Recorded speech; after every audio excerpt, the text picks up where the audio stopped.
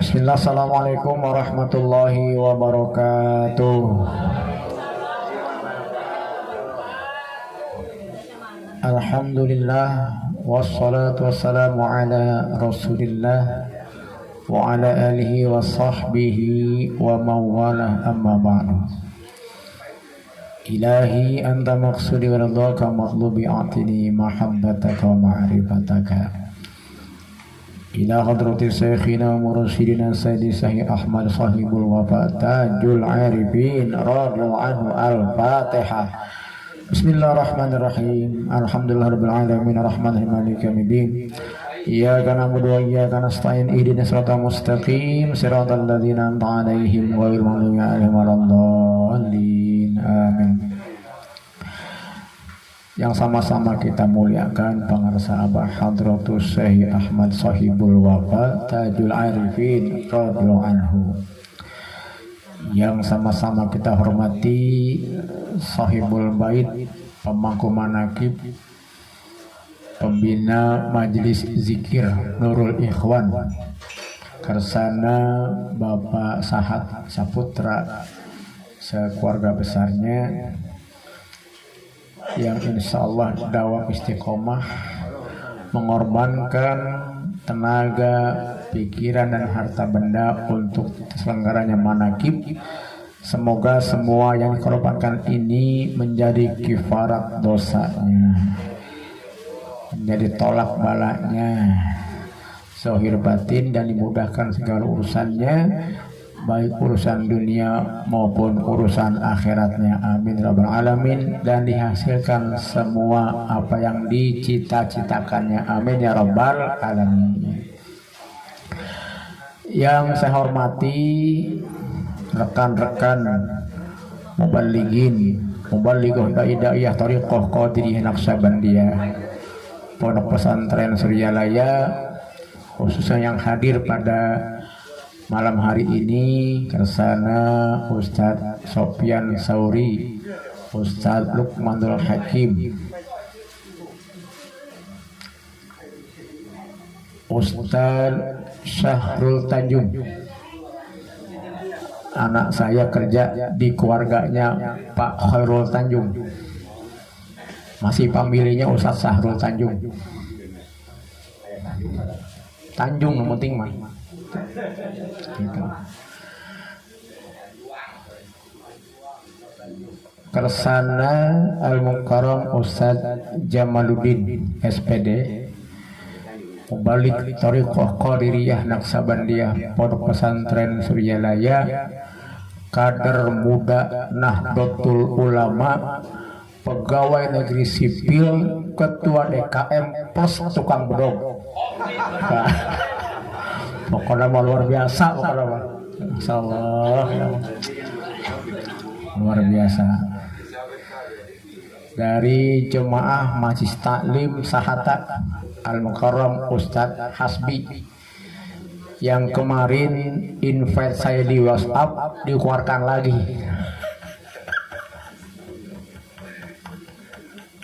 Baru invite langsung keluar lagi. Oh, kita alhamdulillah. Aduh. Para sesepuh manaqib dan khotaman, ikhwan dan akhwat thariqah Qadiriyah Naqsabandiyah, Pondok Pesantren Suryalaya rahimakumullah. Alhamdulillah kita berada di bulan Rabiul Awal.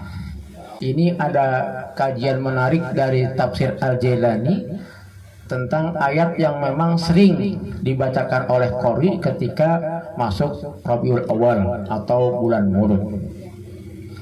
Bismillahirrahmanirrahim. Laqad kana lakum fi Rasulillahi uswatun hasanah liman kana yarjullaha wal yawmal akhir wa dzakarallaha katsiran. Panjang bahasannya, tapi kalau disingkat itu kita ambil dari buntutnya dulu. Dari wa dzakarallaha katsiran, untuk bagaimana bisa menjadikan Rasul itu sebagai uswah. Uswah itu bukan madu nih, bukan ini. bukan. Uswatun hasanah, suri tauladan, maka wa zakarallah katsiran. Kapan, bilang mana ikhwan itu sudah mampu untuk wa zakarallah katsiran. Di tafsir itu disebutkan an umumil a'yan wal ahyaz bitalazzuzihi bizikrihi subhanahu wa ta'ala, bitalazzuzi zikrihi subhanahu ta'ala, akan masuk kepada zikir yang banyak, zohir batin, jahar khofi, kalau sudah merasakan nikmatnya kita zikir kepada Allah Subhanahu wa ta'ala. Kalau sudah merasakan nikmatnya, sampai saking nikmatnya zikir kita itu, tidak ada yang lebih nikmat dibandingkan zikir itu sendiri. Apakah itu kedudukan, apa itu harta yang kita miliki, tidak ada, semuanya hilang semua dengan nikmatnya zikir kepada Allah Subhanahu wa ta'ala. Kalau tidak sampai ke sana, jangan harap itu Rasul menjadi uswatun hasanah. Itu menurut kitab tafsir Al-Jalalain. Alhamdulillah kalau kita tuh jadi buntut. Sekarang dari depan, laqad kana lakum. Siapa lakum itu? Kalau terjemahkan lakum ya bagimu, bagi kalian. Tapi lakum menurut tafsir Jalalain adalah al-mu'minuna al-mukhlisuna at-talibun bitakhalluqi bi akhlaqillah. Lakum itu adalah khusus bagi mereka yang satu mukmin. Harus orang yang beriman. Syaratnya satu beriman.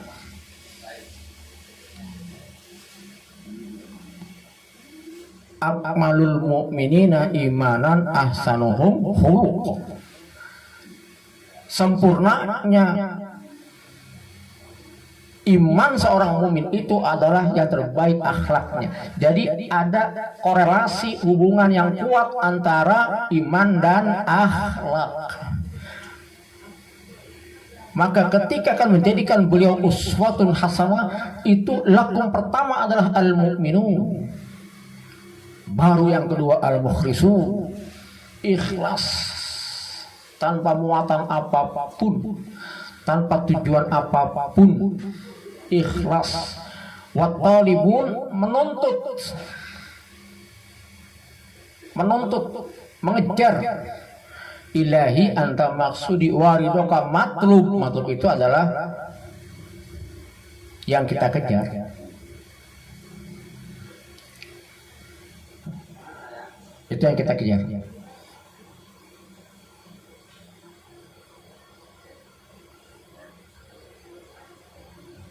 At-takhalluq bitahbi akhlaqillah, yang kita kejar apa? Agar kita bisa berakhlak dengan akhlak Allah. Kalau dikaji dalam tasawuf itu, yang namanya Rasul, utusan, kebayang nggak Bu? Ada orang yang utus, berarti utusan itu orang yang dipercaya oleh yang utus, kan gitu ya? Nggak sembarangan kan? Nggak sembarangan.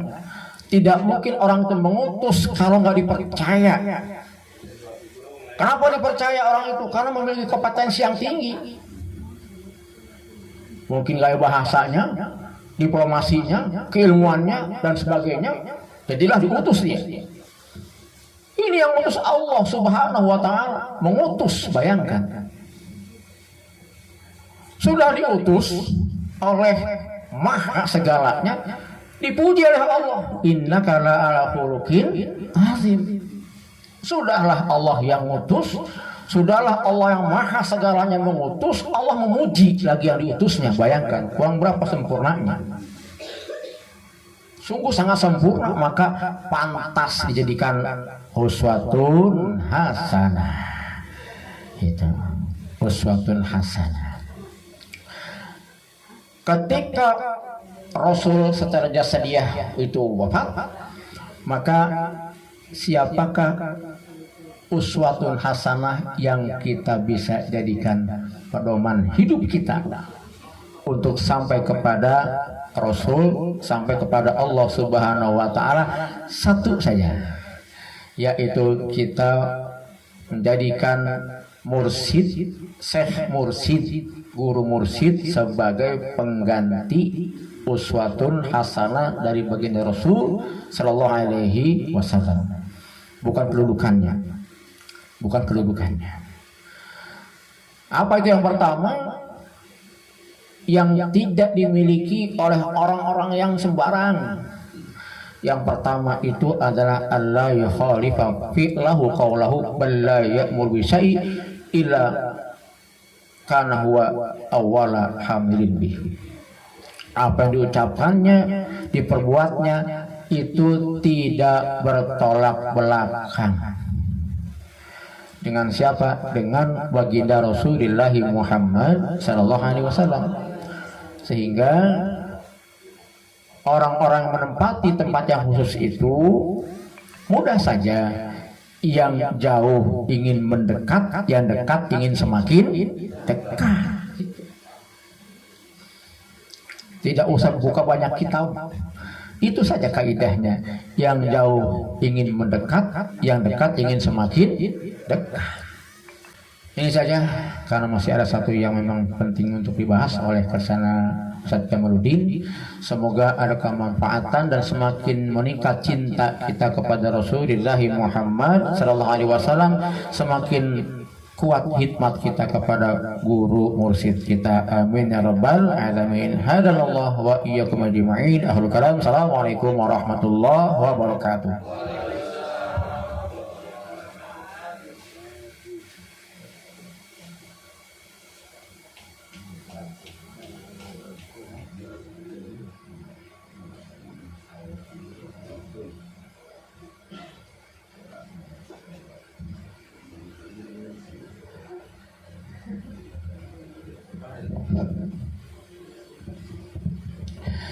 Assalamualaikum warahmatullahi wabarakatuh.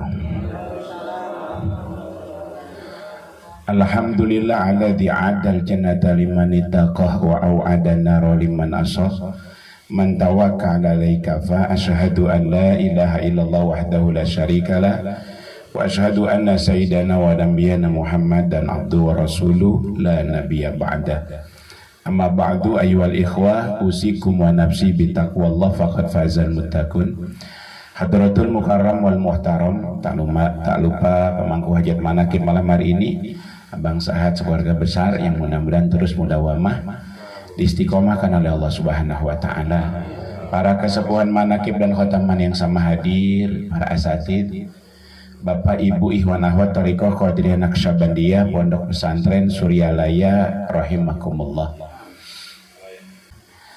Alhamdulillah wa syukurillah, masih nyambung dengan apa yang tadi dibahas oleh Kang Ustadz Wahyu. Sayyidina Abu Hurairah radhiyallahu an, ini riwayat Imam Tabrani. Beliau pernah datang ke pasar, namanya juga di pasar, pada sibuk sama urusan jual beli, ya. Sampai Rasul pun mengatakan tempat terburuk adalah pasar. Ya, tempat terburuk adalah pasar. Makanya para santri diajarin kalau mau ke pasar itu wudhu dulu. Kan alhamdulillah orang Mataram. Kita mah malah nggak wudhu ke pasar saya. Disuruhnya mah wudhu dulu karena tempat paling buruk, gitu ya. Begitu di pasar, sedang pada sibuk, apa kata Abu Hurairah radhiyallahu an, beliau berkata, "Hei, kalian sibuk dengan ginian. Tuh di masjidnya Rasul sedang dibagikan warisannya Rasulullah sallallahu alaihi wasallam." Begitu ngedenger warisan, beda judul. Anak nutara datang, gak insya Allah datang. Ya kalau udah denger apa? Warisan. Nih bapak gering kene mah can datang. Begitu bapak maut kehela. Tapi begitu warisan, insya Allah datang. lumpat kabeh ditinggalkeun. Abu Hurairah nitip heula nya, eta ditinggalkeun sorangan Abu Hurairah. Gak lama balik lagi, kamu bohong, di masjidnya Rasulullah nggak ada pembagian waris, nggak ada warisan Rasul yang dibagikan. Apa kata Abu Hurairah? Celaka kalian. Apa yang kalian lihat di sana? Yang kami lihat orang lagi sholat, yang kami lihat orang sedang baca Al-Quran, yang kami lihat orang sedang tadi talab ilmu, lagi ngaji halal haram. Apa kata Rasulullah? Celakalah kalian. Itulah warisannya Rasulullah Sallallahu Alaihi Wasallam. Betul, bulan ini Rabiul Awal, Rasulullah lahir, Rasulullah juga wafat. Jadi maka bulan Rabiul Awal ini mau bicara warisan sah-sah saja. Ya. Hatta Siti Fatimah Zahra juga setelah wafatnya baginda Rasul pernah datang ke Abu Bakar Siddiq meminta agar warisan Rasul dibagikan. Abu Bakar Siddiq mengingatkan kepada Siti Fatimah bahwasanya para nabi tidak mewariskan kecuali ilmu. Yang diwariskan oleh para nabi adalah ilmu. Innal anbiya lam yarisu dinaran wala dirhaman walakin warisul ilma. Para nabi tidak mewariskan dinar atau dirham, tetapi mewariskan ilmu. Makanya disebut orang yang berilmu disebut ulama. Al ulama'u warasatul anbiya. Ulama lah ahli warisnya para nabi. Karena nabi ngewarisinnya bukan duit, tapi ilmu. Gak disebut orang kaya lah pewaris nabi, tidak. Tapi yang disebut adalah ulama. Kembali, jadi warisan Rasul satu menurut Abu Hurairah adalah sholat. Yang kedua adalah baca Al-Quran. Yang ketiga tentang halal haram. Tadi udah disebut sama Kang Ustadz Wahyu. Kita nggak usah jauh-jauh lagi. Ulama sebagai pewaris Nabi yang ada di kita, yang ada dekat kita adalah guru mursyid. Beliaulah warasahnya Rasulullah Sallallahu Alaihi Wasallam. Beliau ahli warisnya Rasul buat kita. Maka kita ikutin beliau lahir maupun batin. Kenapa? Karena warisan itu ada di beliau. Sholat ada di beliau. Ya. Bahkan sholatnya disempurnakan lagi. Ba'da sholat nggak langsung kabur lagi, zikir lagi. Tapi ingat, kita punya tugas disempurnakan oleh guru. Tapi sebelumnya harusnya kita udah punya modal duluan, yaitu ilmu sholat. Jangan sampai yang kemarin sebelum ditalkin belum ngerti bab sholat, sampai sekarang nggak mau belajar juga tentang bab sholat, sehingga secara syariat sholatnya juga masih salah. Ini tanggung jawab kita. Belajar lagi bab sholat. Jangan sampai ada di ibu-ibu sholat begitu sujud kakinya kelihatan, telapak kakinya kelihatan dari belakang. Itu kan batal sholatnya. Jangan sampai ibu-ibu lagi sholat ternyata jidatnya masih terhalang oleh mukenanya, bapak-bapak masih terhalang oleh kopiahnya. Beresin lagi. Masih ada yang gak sempat baca suratul Fatihah dalam sholatnya. Jawabannya selalu diulak-ulik pakai tarekat, nu penting mahatena. Ini mah bab sholat. Sedangkan kita nerima zikir emang udah sholat. Beresin sholatnya oleh kita, bab syariatnya, fikihnya disempurnakan oleh guru. Karena ini warisannya Rasulullah Sallallahu Alaihi Wasallam. Jangan dijawab dengan guru lagi. Hati-hati. Emang kalau mau sholat duduk silakan sholat duduk, ada ilmunya. Mau diri silakan diri, ada ilmunya. Tapi di lapangan masih ada ikhwan yang berani makmum ngeduluin imam can nepi jidatna karena tempat sujud, manehna mah geus nepi ti heula. Begitu juga dengan bangun, imam can nepi ngadeg, makmum mah geus ngadeg ti heula. Ini orang-orang tarekat. Karena ini warisan Rasul, maaf kalau dikritisi juga, yuk jaga baik-baik. Beresin bab syariatnya oleh kita. Sempurnakan dengan tarekatnya. Mustahil nyampe berikutnya kalau nggak beres secara syariat. Kalau syariatnya dilanggar, syariatnya diabaikan, tiba-tiba ada sesuatu yang luar biasa, kade. Bawa-bawa eta mah istidraj ti Allah Subhanahu wa taala.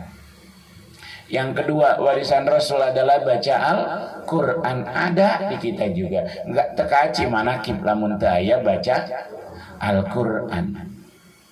Maka tetap budaya baca Al-Quran terus abadikan. Sebelum ditalkin kita juga sudah ada budaya baca Al-Quran. Khotam Al-Quran terusin. Jangan gara-gara udah zikir Quran tara dicabak-cabak acan. Jangan gara-gara geus khotaman manakiban khotaman tam Quran nggak pernah disentuh lagi. Bahkan dulu sebelum ditalkin setahun sekali bisa khatam, udah ditalkin malah tara khatam. Tibalik ya teh. Cenah keur ngebersihan hate, ning malah jarang maca Quran. Sayyidina Utsman bin Affan radhiyallahu anhu pernah berkata, "Lau taharat qulubuna lama syabi'at bitilawatil Qur'an." Lau jika taharat suci bersih, qulubuna hati-hati kita bersih. Kalau benar suci hati-hati kita dengan zikir, lama syabi'at bitilawatil Qur'an, niscaya enggak akan pernah kenyang dengan membaca Al-Qur'an. Jangan sampai kontradiktif, udah ditalkin cenah malah jarang baca Al-Qur'an, malah tarak khotaman deui. Harus lebih bangga lagi. Dulu belum ditalkin tradisi anak khotaman syukuran, anak khotaman dirayain. Kenapa enggak sekarang lebih dirayain lagi? Makanya pengadaan pendidikan Al-Qur'an oleh para ikhwan itu wajib. Karena dalam rangka menjaga warisan Rasulullah sallallahu alaihi wasallam. TPA silakan, mau pengajian juga silakan. Pemberantasan buta huruf Al-Qur'an bapak-bapak, ibu-ibu, yuk galakkan. Jangan seolah-olah dengan adanya kegiatan tarekat ini kewajiban-kewajiban syariat malah diabaikan. Hatta begitu dites suratul Fatihah, udah siap belum? Kade tong dijawab balik deui, nu penting mah hatena. Terus we kitu arek naon diturunkeun syariat arek kitu carana. Dan yang gak kalah penting yang ketiga ini yang kadang-kadang kita sebagai orang pengamal tarekat juga abai, yaitu tentang halal dan haram. Jelas Quran mengatakan hal yastawi alladziina ya'lamun wal ladziina la ya'lamun. Hal yastawi tesarwa. Tidak sama orang yang ngerti dengan orang yang tidak ngerti. Ngerti itu ilmu. Enggak kan sama yang punya ilmu dengan yang enggak punya ilmu, termasuk dalam dagang sekalipun. Si A dagang, si B juga dagang. Tapi dalam dagangnya kalau nggak ngerti halal haram, yang haram juga akan ada di dalam tempat dagangnya, di tokonya. Sekarang di kampung-kampung udah mulai capit boneka. Apa capit boneka, Bu? Yang 1000 perak itu, anak-anak ngantri. Ya, nanti dimasukin, capitnya jatuh, buat boneka apa enggak. Ini kan haram, judi. Tapi ada di warung-warung muslim, dekat masjid malah. Mana? Karena nggak tahu mana halal, mana haram.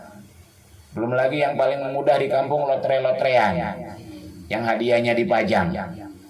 Ada piring, ada jam dinding, ada rokok gitu ya, segala macam. Siapa yang punya warung? Orang Islam. Ketika orang Islam udah nggak peduli dengan halal dan haram, ini yang bahaya. Masa dimasukin yang haram bisa tiba-tiba bersiku zikir? Nggak bisa, itu mah mutlak. Bersihin dulu jasmani kita dari yang haram. Belum lagi orang anak sekarang iseng ngadepo 20.000 main slot di HP, ngaji maulid ngedepo main slot jalan terus. Bagaimana mungkin disebut tadi kata Kang Wahyu, cinta jadi uswah, Rasul jadi uswah bagi dia, kalau ternyata yang urusan gini aja belum bisa ninggalin. Punten ibu, silakan periksa. Apa anak-anak kita yang muda-muda, kenapa duitnya nggak pernah kumpul? Kenapa? Nggak taunya banyak yang main judi online. Padahal tentang halal haram wajib belajar. Belum lagi bapak-bapak bu, gantian ini. Nah, kalau yang udah hobi mancing, masya Allah, udah nggak peduli halal haram. Bukan mancingnya yang haram, tapi caranya tolong lihatin dulu. Hobi boleh mancing, tapi ketika masuk ke sistem yang diharamkan oleh Allah dan Rasulnya, tolong saklek.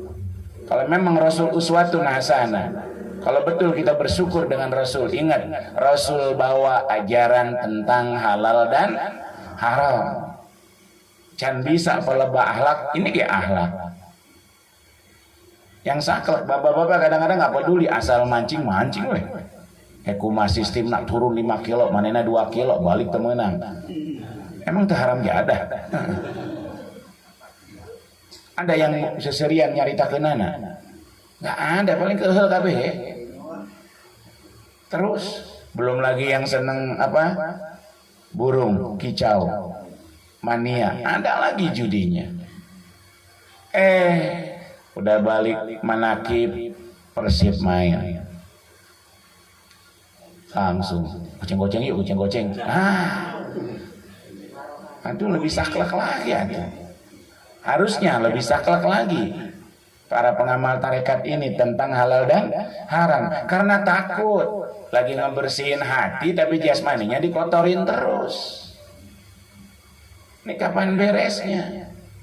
Harus saklek. Ibu-ibu main arisan, kenali mana arisan yang halal, mana arisan yang haram. Hati-hati semuanya. Sebab Masya Allah kita mau bersihin dalam, luarnya malah kita hancurin semua. Bagaimana mungkin zikir ini bisa pengaruh buat kita? Bagaimana mungkin muncul mukhlisun kalau ternyata di luarnya mah kita syariatnya dihancurin. Salat nggak diurusin, baca Quran nggak pengen, halal haram udah nggak peduli, mau khotaman tam kayak gimana juga ya Allah. Yuk, luar mah urusan kita.